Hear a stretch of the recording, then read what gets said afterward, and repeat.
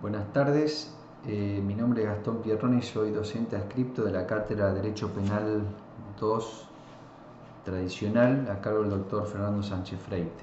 En esta oportunidad voy a desarrollar lo que es la bolilla 15. La idea es dividir en dos bloques. La bolilla 15 comprende lo que es delitos contra la seguridad de la nación. Vamos a hablar del bien jurídico protegido y de los artículos 214 hasta el 218 inclusive, que es el capítulo 1, que es el delito de traición, y luego en un segundo bloque, para darle continuidad a esta bolilla y finalizar la misma, vamos a hablar de los delitos que comprometen la paz y la dignidad de la nación, que serían artículos 219 al 225 inclusive, y así completaríamos con lo que es el análisis o el desarrollo de esta bolilla 15. Bien, delitos contra la seguridad de la nación, si ustedes ven el Código Penal, está establecido en el título 9 del libro segundo, en la parte especial, y tenemos el título 9 serían los actos que atentan contra el Estado, visto desde un punto de vista de sus relaciones internacionales, en tanto que el título 10 lo que se tutela es al Estado en sus relaciones internas, que sería la bolilla 16, que la va a dar otro docente.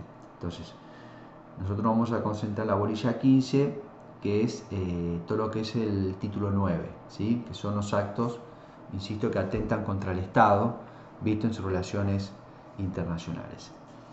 Por esta razón, entonces, podemos decir que el bien jurídico protegido, ¿sí? en este título, en este capítulo, es el Estado en sus relaciones internacionales, lo que implica o lo que importa sostener que lo que se custodia es la seguridad exterior de la nación, en lo que hace a su incolumidad tanto territorial como política del país, y que se componen de lo que es la paz, dignidad y decoro. Esto sería entonces en cuanto al bien jurídico tutelado. Bien, el artículo 214, que empieza el título, ¿no? El título 9, habla del delito de traición. ¿Qué nos dice el artículo 214? Será reprimido con reclusión o prisión de 10 a 25 años, reclusión o prisión perpetua, en uno u otro caso, inhabilitación absoluta perpetua, siempre que el hecho no se halle comprendido en otras disposiciones de este Código, todo argentino o toda persona que dé obediencia a la nación por razón de su empleo o función pública, que tomare las armas contra éstas, se uniere a sus enemigos o les prestare cualquier ayuda o socorro. Bien, esta figura penal del 214 del Código Penal, ¿sí? Podemos encontrar ciertas similitudes y contradicciones con el artículo 119 de la Constitución Nacional. Fíjense, en cuanto a similitudes, si nosotros nos atenemos al texto del artículo 119 de la Constitución Nacional, ¿qué nos dice? Nos dice que la traición contra la nación consistirá únicamente en tomar las armas contra ella o en unirse a sus enemigos prestándole ayuda y socorro. El Congreso fijará por una ley especial la pena de este delito, pero ella no pasará de la persona del delincuente, ni la infamia del reo se tramitará a sus parientes de cualquier grado. Es decir, fíjense, de alguna manera hay cierta similitud entre la redacción del 119 de la Constitución Nacional y del 214, delito de traición, pero fíjense en que el 214 en realidad contempla tres conductas que son consideradas como traición. En primer lugar, habla de tomar las armas contra el país. Una segunda conducta o comportamiento sería unirse a los enemigos del mismo. Y tercero, otorgarles cualquier ayuda o socorro.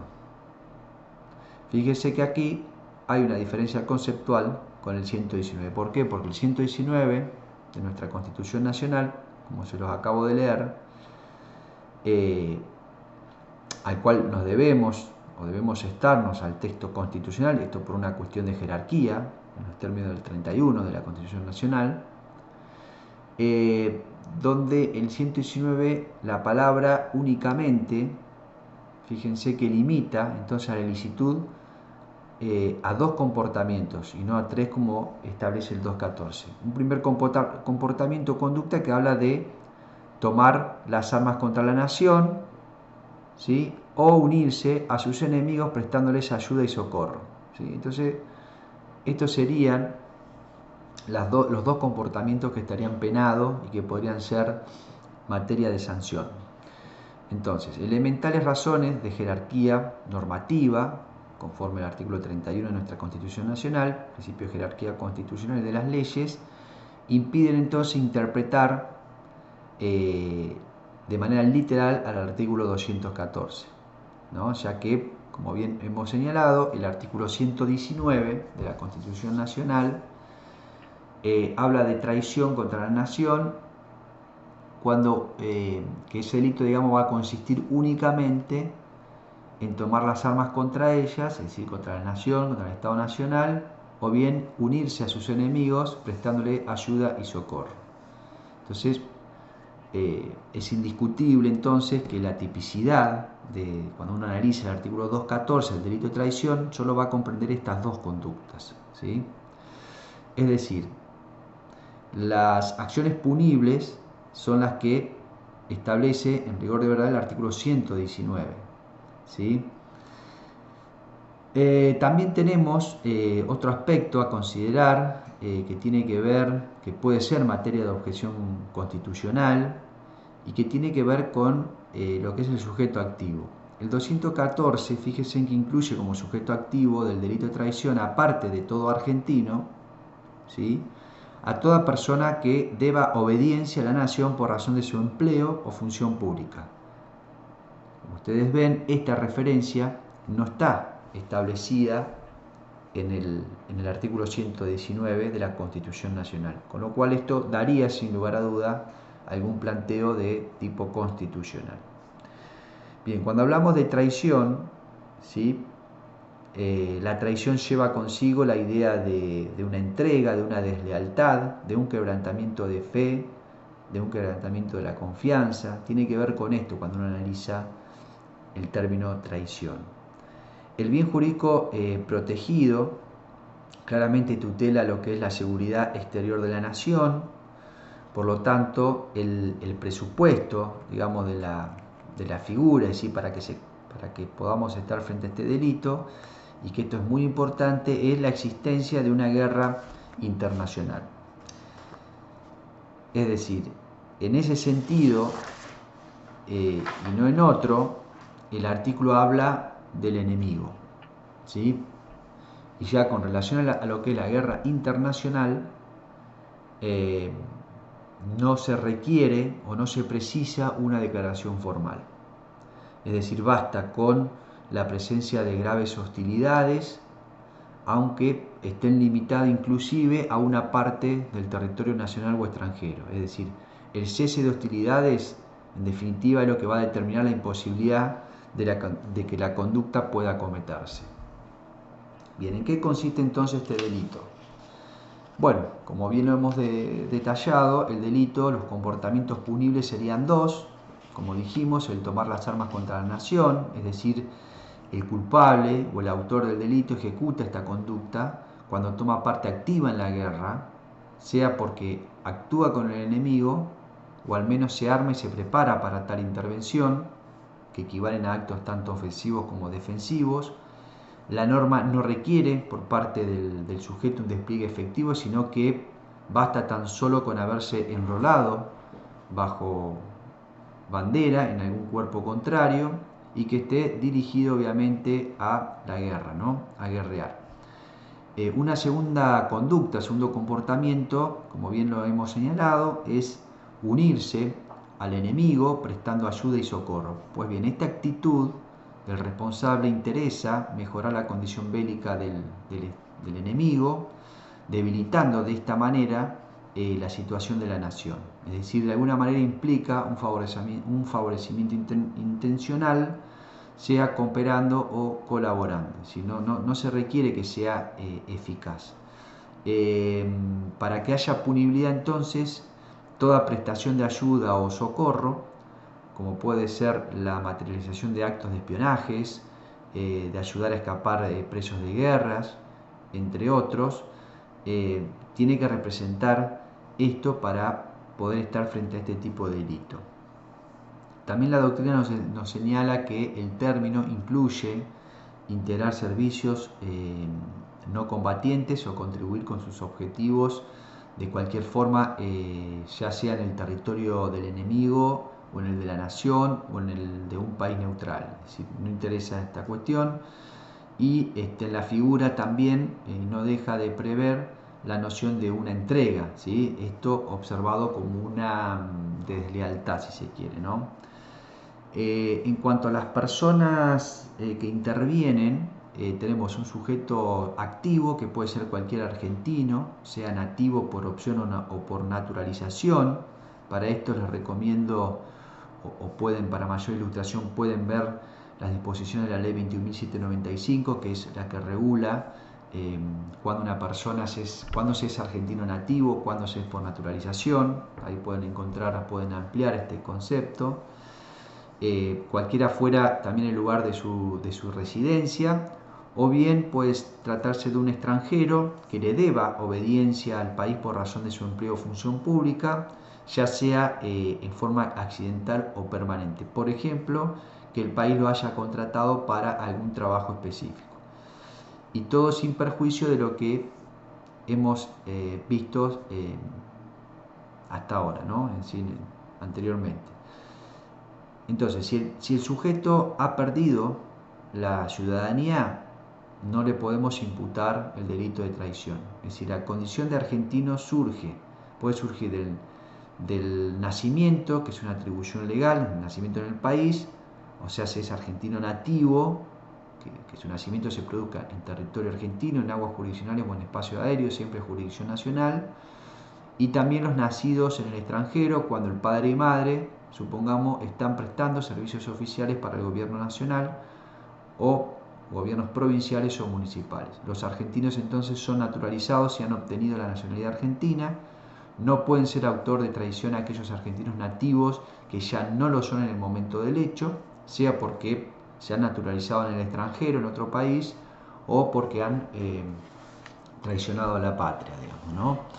Es decir, dada la característica entonces de este delito, que implica una violación a las obligaciones inherentes a la ciudadanía, la calidad del ciudadano argentino entonces deben poseerla también los partícipes, como pueden ser los instigadores o cómplices, para ser punible por este delito, por aquel, no por el autor.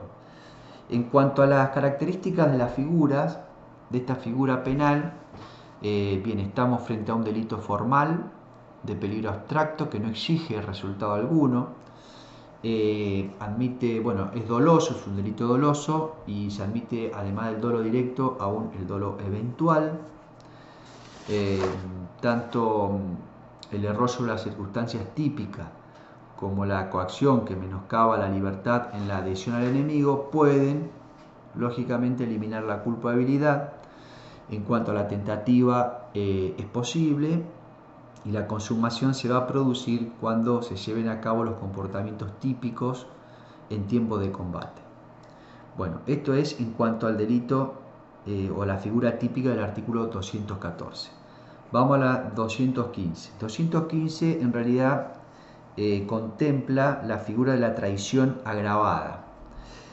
¿Qué dice? Será reprimido con reclusión o prisión perpetua que cometiera el delito previsto en el artículo precedente en los siguientes casos. 1. Si ejecutare un hecho dirigido a someter total o parcialmente a la nación, al dominio extranjero o a menoscabar su independencia o integridad. Si indujere o decidiera una potencia extranjera a hacer la guerra contra la República. Y 3. Si perteneciera a las Fuerzas Armadas. Pues bien, como vemos, para ser sujeto activo de este delito, hace falta como requisito sine qua non, ¿sí?, que el autor haya sido también el autor de la infracción precedente, el delito de traición en su figura simple, ¿sí? Fíjense que cuando el 215 arranca, el que cometiera el delito previsto en el artículo precedente, ¿sí?, el del 214. Entonces, sin haber cometido el delito precedente, no podemos hablar obviamente de una traición agravada, ¿no?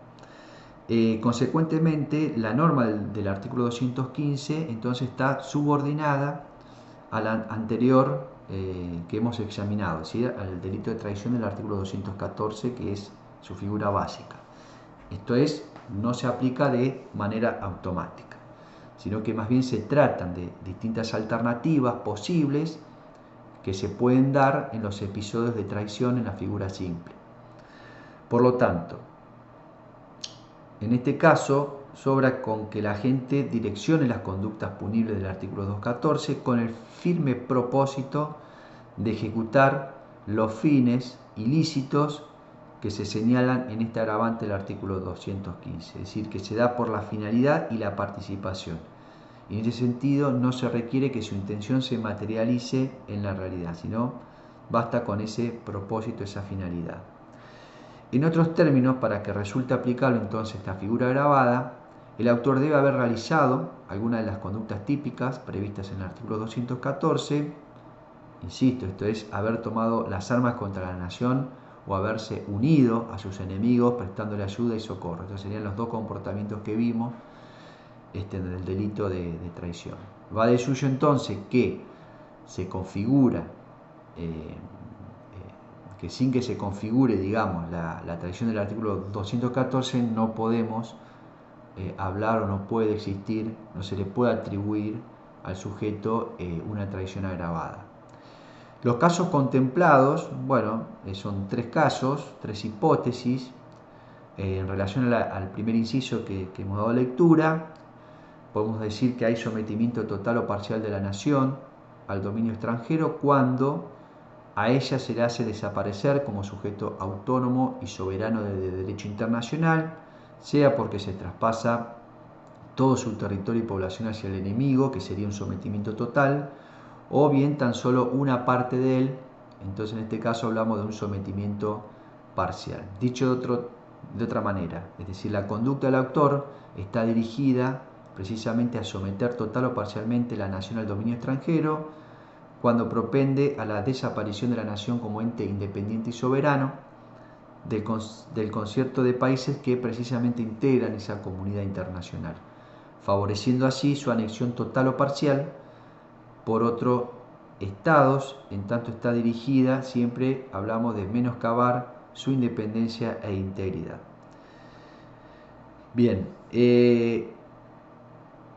cuando hablamos de el inciso 1, o dice, bueno, someter total o parcialmente la nación al dominio extranjero o a menoscabar su independencia o integridad, cuando hablamos de menoscabar la independencia o integridad de la nación, se entiende esto cuando a ella se la somete a afrentas menores de soberanía, es decir, este menoscabo en cuanto a la independencia e integridad deriva necesariamente en la entrega de los poderes del Estado o de sus políticas precisamente o estrategias de políticas a favor de un Estado extranjero, ¿sí? Entonces el agravante concurre aún cuando la finalidad perseguida, como bien habíamos dicho, no haya sido alcanzada. También habla el segundo inciso, si indujero o decidieron a una potencia extranjera a hacer la guerra contra la República, se induce quien incita, anima, impulsa, estimula, convence, persuade a hacer decidir, esto es, hacer resolver, establecer, determinar, disponer, ¿sí?, a una potencia extranjera a hacer la guerra contra la República. Cuando el responsable ejecuta el acto punible de una manera especial, esto es, aumentando el número de enemigos contra la nación. Entonces, la inducción como un modo directo de instigación o la decisión como un modo de hacer tomar una resolución acerca de algo a un Estado extranjero para que haga precisamente la guerra en nuestro país, significan conductas que se han llevado a cabo efectivamente a favor de la iniciación del conflicto, ¿sí?, o de su continuación. Si no obstante la intervención del sujeto activo, la guerra se decidió por otras razones, pues bien, en este caso el agravante no va a ser resultable, no va a ser aplicable, ¿no? Es decir, es perfectamente posible que se configure, si el autor de la traición es la persona que hubiera inducido es decir, hubiera determinado la potencia extranjera a hacer la guerra a la nación, o la hubiera decidido, esto es, la hubiera persuadido si existían dudas sobre el particular, ¿no? Y por último también tenemos el inciso tercero que agrava la figura de la traición en su figura simple para el caso del que el responsable perteneciera a las Fuerzas Armadas. Bueno, cuando hablamos de este término, digamos, esto se estudia cuando se habla, cuando se comenta lo que es el artículo 80 del Código Penal, y solo resta agregar que esta calificante fue incorporada por la ley 26.394 del año 2008, la que concurre, además cualquiera sea el grado o la jerarquía militar del autor, se encuentra en actividad o en situación de retiro. Si lo que importa es que integre el cuadro permanente de las Fuerzas Armadas o su reserva incorporada, digamos, ¿no? Entonces, al momento del hecho, el culpable, el sujeto activo de la traición, debe pertenecer a las Fuerzas Armadas, debe ser miembro de ellas. Por consiguiente, podemos decir que quedan al margen de esta gravada, y si no se les aplica a todo aquel personal militar que ha sido dado de baja, y si fuera personal de la reserva incorporada, pese a, por ejemplo, porque haya pasado a situación de fuera de servicio. ¿Por qué? Porque en ambos casos se pierde la condición o el estado militar. Entonces, en este caso no se daría esta agravante, en estos únicos supuestos. En cuanto a la característica de este delito, se trata de un delito doloso que se consuma cuando se cristalizan los comportamientos típicos, de los cuales hemos hecho referencia, esos tres incisos. Aunque el artículo no lo dispone expresamente, podríamos decir que el culpable merece como pena, además de la establecida en la norma, una inhabilitación absoluta perpetua o la inhabilitación absoluta perpetua que prevé el artículo 214. Bien, vamos al delito de conspiración para la traición, que es el previsto en el artículo 216. En cuanto al bien jurídico protegido, es el mismo que corresponde al 214, es decir, tutela la seguridad exterior de la nación. Este delito nos dice lo siguiente: será reprimido con reclusión o prisión de 1 a 8 años el que tomare parte en una conspiración de 2 o más personas para cometer el delito de traición, en cualquiera de los casos comprendidos en los artículos precedentes, si la conspiración fuera descubierta antes de empezar su ejecución. Bien, ¿en qué consiste entonces este delito? Bueno, castiga el que tomare parte en una conspiración, dice, de dos o más sujetos para cometer el delito de traición. En sentido amplio, podríamos decir que la conspiración equivale a una reunión de tipo secreto entre varias personas y que están destinadas precisamente a la comisión de un delito, que es el delito de traición. En este caso, una traición, ¿sí?, también importa concertar, complotarse, resolver, acordar con otro u otros el cometer el delito de traición. A los fines entonces de la punición de este delito debe haberse dado el acuerdo de voluntades, ya que no son punibles las acciones preparatorias a la conspiración o anteriores al acuerdo, es decir, la mera manifestación, la proposición de cometerla o el deseo coincidente, pero sin que exista un entendimiento mutuo, no llevan todavía o no colman todavía el tipo objetivo de este delito. En consecuencia, si no se llegó a esa resolución, si no se llegó a ese concierto para cometer el delito de traición, no podrá decirse que se está ante el delito reprimido por este artículo 216. Entonces, el artículo 216 sanciona toda reunión con dicho fin, ¿sí?, con el fin de cometer el delito de traición. Esto es, tomar las armas contra la nación o unirse a un enemigo prestándole ayuda y socorro. Entonces, como vemos, la disposición reprime actos preparatorios de la figura de traición, es decir, así es como este delito absorbe, digamos, el delito de traición va a absorber a conspiración. No podemos imputarle conspiración más el delito de traición. Y esto obedece precisamente a razones de política criminal, y además se tiene en cuenta la extraordinaria importancia que se le asigna al objeto tutelado por los artículos 214 y 215, en donde se optó, en este caso, por política criminal, adelantar el momento de la punibilidad, castigándose así dichos actos que, por regla, no resultan abarcados por la sanción penal. Es decir, se han entendido que la gravedad de las consecuencias que de esa conspiración o que de ese concierto podrían derivar resultaba apta para otorgar el carácter de un delito per se y justificaba plenamente la excepción consagrada. Es decir, en el sistema del Código solo es típica la conspiración para cometer la traición de los artículos 214 y 215.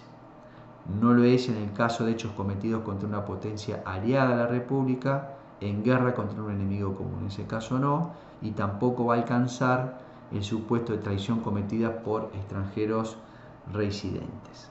En cuanto a las características propias de esta infracción, se trata de un delito formal de pura actividad y doloso, solo se admite el dolo directo, no el eventual.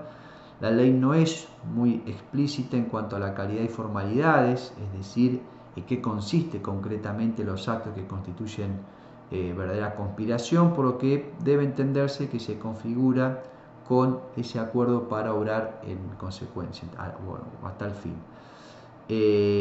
Puede consistir en una preparación de material o estudios de terrenos, puede consistir en acopio de pertrechos, en un intercambio de informaciones, consejos o avisos, en una deliberación, en el reclutamiento de adherente, entre otros, ¿no? Supuestos que pueden dar lugar a esta conspiración. Pero siempre es preciso que se haya concretado con una finalidad específica, que es la de cometer precisamente el delito de traición.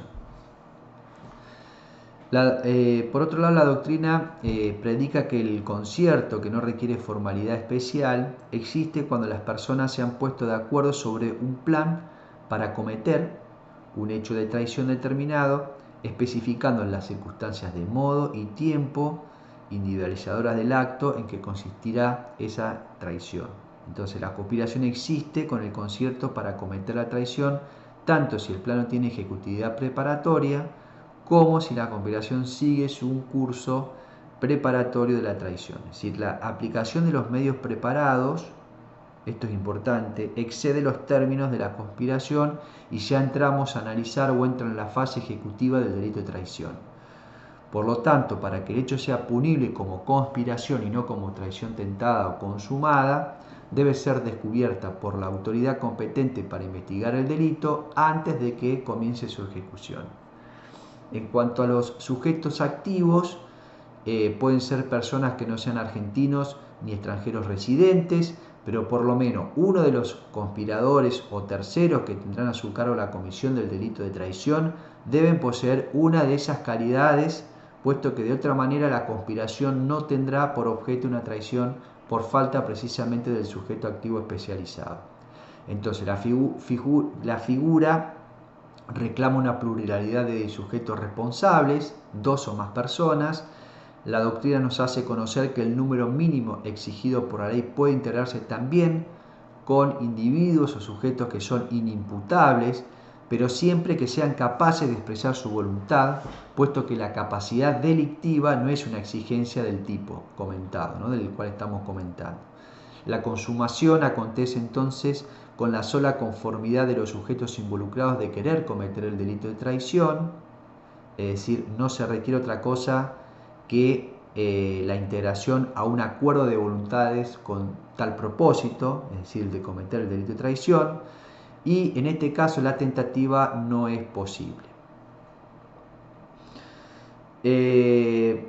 Y por último, tenemos que decir que no podemos confundir este tipo de delito, esta conspiración, con la asociación ilícita del artículo 210, no solo porque el número de miembros no coincide, sino también porque aquí la reunión, ¿sí? en la conspiración, es para precisamente cometer un delito determinado, que es el delito de traición, ¿sí?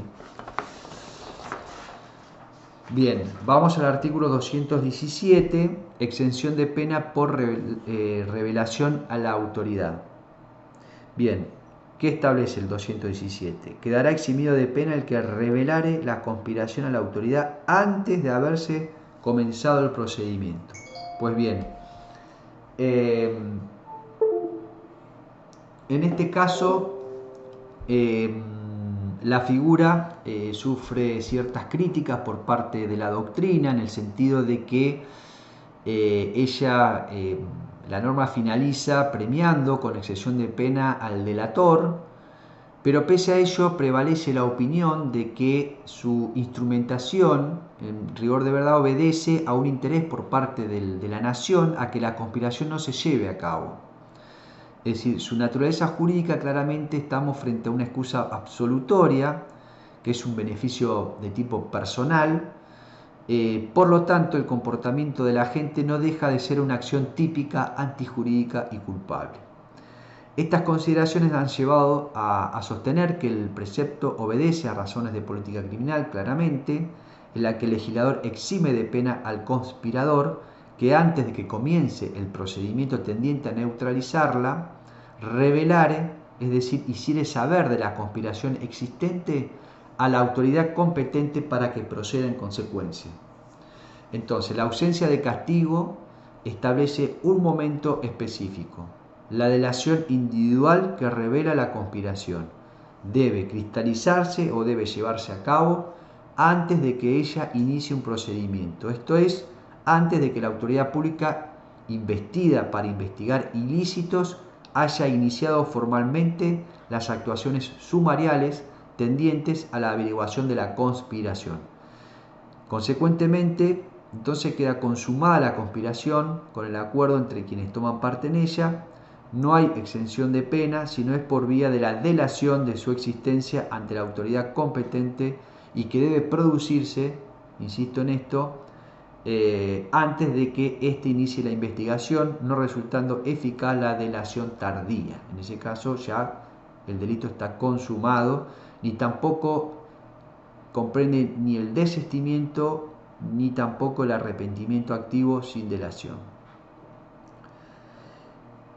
Existe un aspecto controvertido en relación a esta figura que tiene que ver con lo que se pregunta la doctrina acerca de si en estas hipótesis, ¿qué pasa con el artículo 43 del Código Penal en el sentido de que el autor desista de seguir interviniendo pero no denuncie?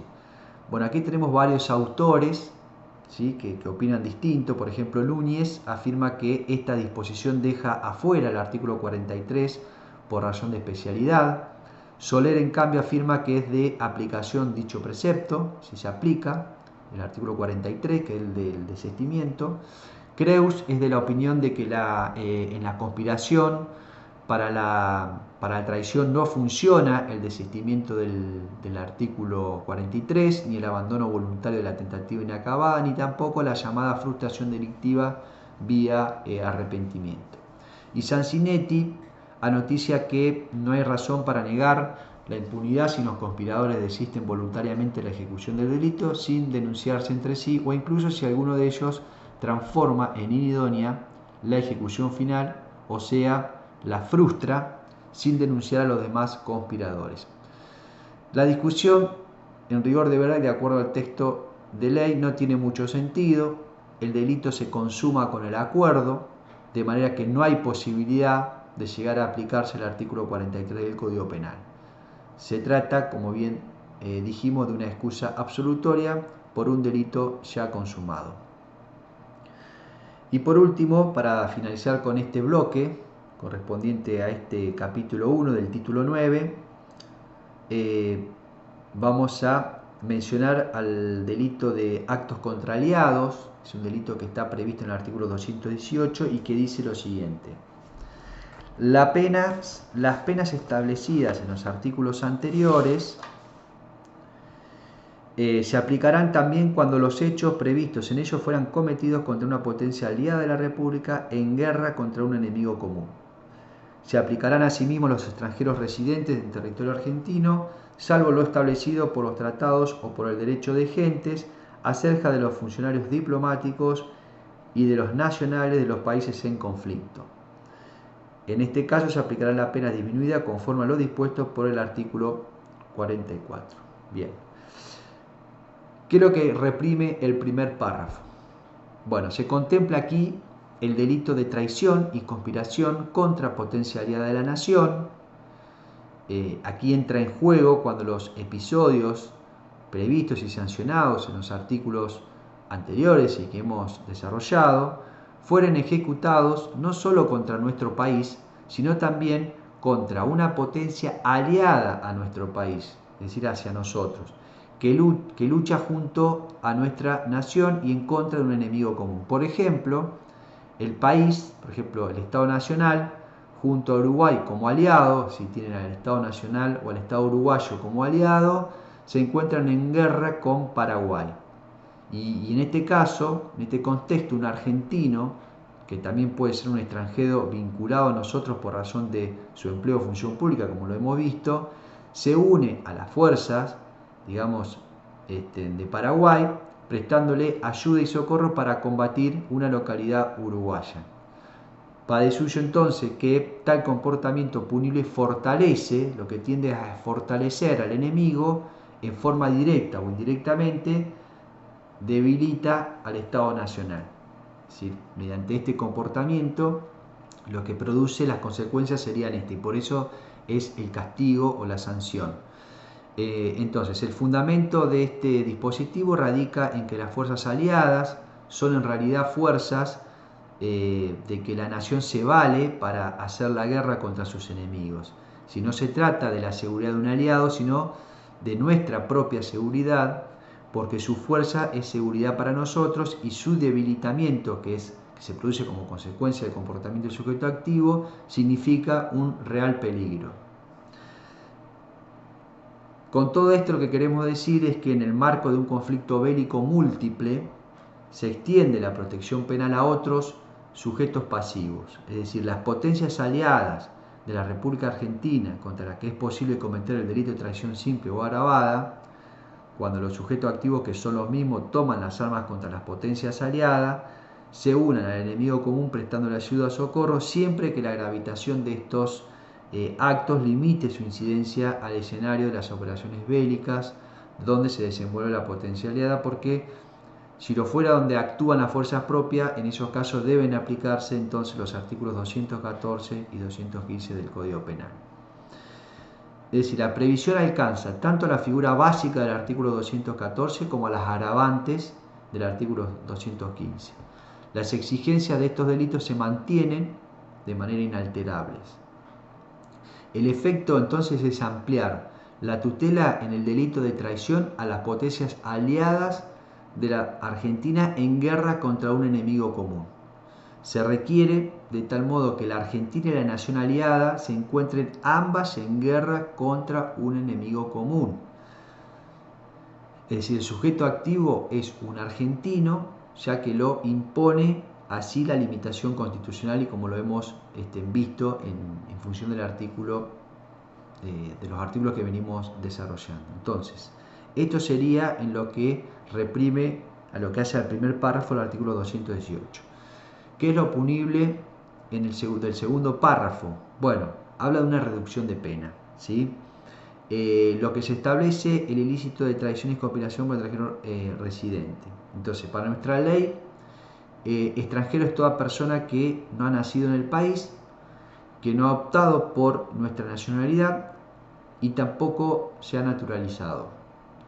Entonces, para que el mismo sea sujeto activo de este delito, hace falta que al momento del hecho sea residente en nuestro territorio, sea de manera legal o ilegal, permanente o temporario. No así el carácter transitorio. En ese caso quedan excluidos. Nuestra nación entonces considera que este residente, por el hecho de habitar en el país, es un súbdito y por ello le debe obediencia. De allí la sanción. Entonces el código establece que para estos autores la pena debe reducirse de acuerdo a lo previsto por el artículo 44. Esto tiene que ver porque se considera que la conducta del nacional es más odiosa que la del extranjero residente, es decir, no hay tanta obligación de fidelidad, por eso esta reducción que hace de la pena. como asimismo quedan exentos de sanción conforme lo dispongan los tratados internacionales o el derecho de gente, los extranjeros residentes que fuesen diplomáticos, por ejemplo embajadores, cónsules, también cuando se traten de nacionales del país en conflicto. Consecuentemente, por esta disposición se extiende entonces la posibilidad de ser sujeto activo del delito de traición directa e indirecta a los ciudadanos extranjeros residentes en nuestro país, a quienes corresponde, además de la nota de infamia, la aplicación de una pena reducida en la forma establecida por el artículo 44 del Código Penal, salvo lo dispuesto, como dije, por los tratados o por el derecho de gente acerca de los funcionarios diplomáticos y de los nacionales de los países en conflicto que podrían llegar a determinar su exclusión. Entonces, vale la pena reiterar lo siguiente. La residencia puede ser de derecho o también de hecho y puede ser permanente o transitoria, pero en ningún caso lo es el mero visitante en calidad de turista, ni el que se encuentra en tránsito. Sí lo es, en cambio, el que se haya cumpliendo alguna tarea o trabajo, pero que en uno u otro caso la residencia no se pierde por ausencias transitorias, de modo que quien delinque en el extranjero en alguna ausencia temporal puede a su regreso ser sometido a proceso con arreglo a lo dispuesto en el inciso primero del artículo 1 del Código Penal. Bien, bueno, hasta aquí el primer bloque referente a esta bolilla 15 y al delito de traición del capítulo primero. Luego en el segundo bloque vamos a desarrollar el capítulo 2, como les dije, que es delito que comprometen la paz y la dignidad de la nación, que es parte del bien jurídico protegido, y que vamos a desarrollar los artículos 219 al 225 inclusive, y ahí ya culminamos con lo que es la bolilla 15. Muchas gracias.